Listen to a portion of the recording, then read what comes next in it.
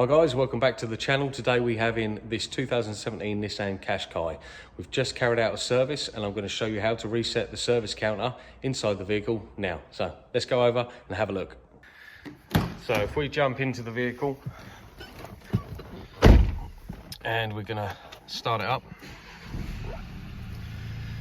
So when you start the vehicle, you'll see on the screen that it should come up service now or service soon.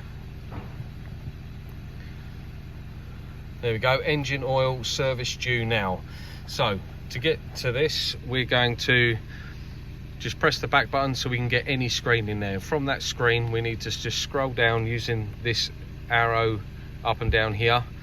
And we're just going to scroll through until you find settings there. Then we press the enter button and then you get a load more settings. Scroll down until you get to maintenance.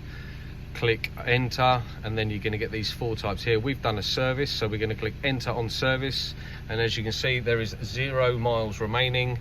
But now we've carried out the service, there is no other buttons on here, but if you just press enter it will come up reset.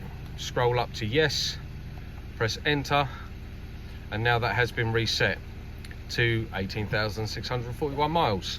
And to get out of all this screen, you just press the back button and we go back all the way to here, and then you can put it back onto whatever screen that you had it on. This one was on speed.